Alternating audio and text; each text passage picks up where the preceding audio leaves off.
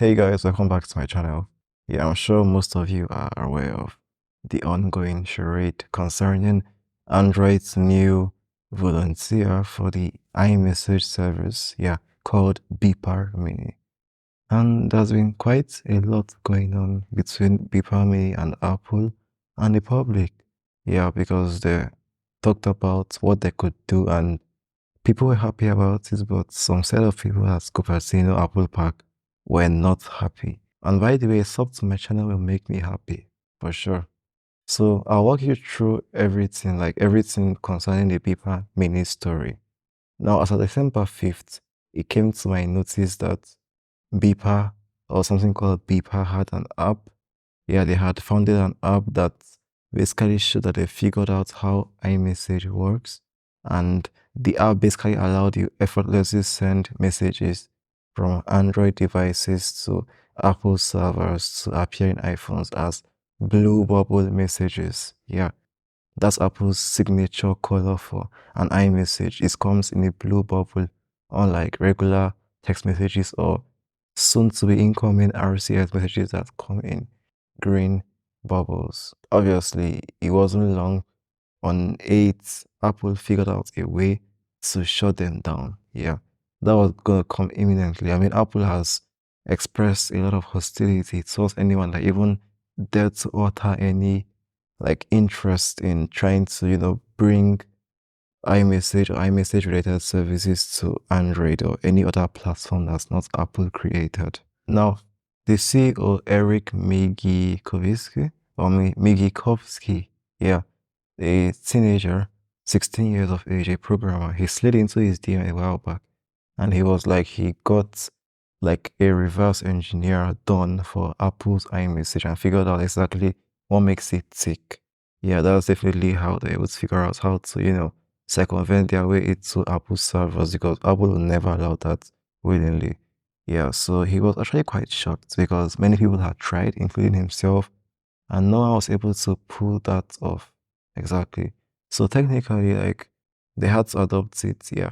And basically, what Beeper Mini does on your Android phone is that it gets access to your SMS messages or your text messages, both combined from iMessage or whatever kind of users, and it selects, it's like filters out the ones that are from iPhones, iMessages, that is, or supposed iMessages, and it marks them as that. So from then on, it would actually show you when an iMessage is sent or a message that's supposed to be an iMessage is sent from another iPhone.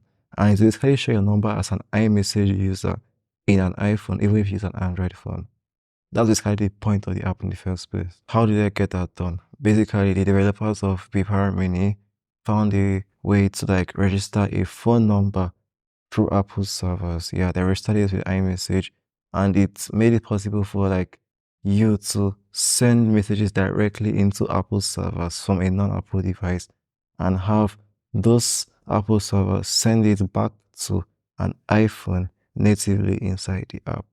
Basically to and fro because it does that the other way for you to receive an iMessage from an Apple user or a reply. Basically, like it took a whole lot of doing, the team had to figure out what exactly messages are supposed to look like, what makes them an Apple iMessage, and also the most difficult part, how like they could, bypass whatever Apple uses to check if that device is actually a genuine Apple device. And it seems they got all that figured out eventually for the apps to be able to have launched. Another funny thing is that definitely this was going to trigger Apple. Yeah, they were charging Android users $2 per month for access to that. And we know Apple will never allow someone else just reverse engineer their code and begin to profit off that. That was never going to happen for long. Yeah, so I think that's actually the mistake they made. They should have started it on like something like just to help the community at first. That wouldn't throw too much eyes, but that's a potential income scheme that definitely Apple will want to exploit or kill if you're unable to exploit it. Yeah. So that's basically what it is. And stuff like that led Apple to like find ways to shut them down because Apple declared it was a vulnerability to the whole system of security they have created for their Apple ecosystem. And iMessage, as a matter of fact, is included in that ecosystem. Yeah. from the Apple Watches to the Mac OS powered MacBooks, to the iPhones, to the iPads, to the Apple TVs, to every single Apple device. iMessage is part of what makes Apple Apple. So they would definitely not allow any vulnerabilities from an external operating system, from a reverse engineering done by a teenager, bring them down. So basically, after that, Bipa Mini had to sit back and make a few changes, and then they are back again. Yeah, so today, December 14th, Bipa Mini is back again. Yeah. So basically, they had to make some changes. What were those? Like, it works differently. Now you must sign in with an Apple ID. Yeah, which means Apple must acknowledge you to even be able to use the app. You can't just use the plain old phone number that they were able to use previously.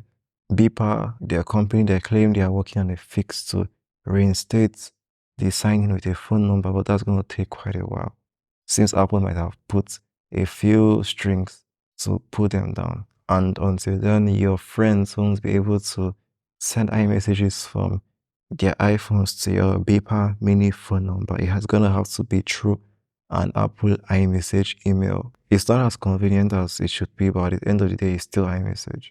Another change that's gonna come is that they are probably going to make Bipa Mini free to use here. And I agree with them on why they want to do that. They feel like it's not wise making users pay for an uncertainty. Right now, it's still an uncertainty, the app. Yeah, we all know it might not even last for as long as they think it would. And there is a whole cat and mouse game between, Apple and the Beeper Mini company going on right now. So it's better, like, I don't feel they should be like in a beta phase. It shouldn't be launched as a stable version because even the politics behind the app is not currently stable. And Apple has made it known that they won't, hesitate to shut down any device that's falsely claiming to be a genuine Apple device. That's a breach to security. Actually, I kind of agree with them on that front. Also, Bipamini is claiming that their app is not a breach of security. There are no security risks, and they actually claim they could, collaborate with Apple to source out a third-party tech firm to inspect the code base for the app and actually, provide results that should clear that claim.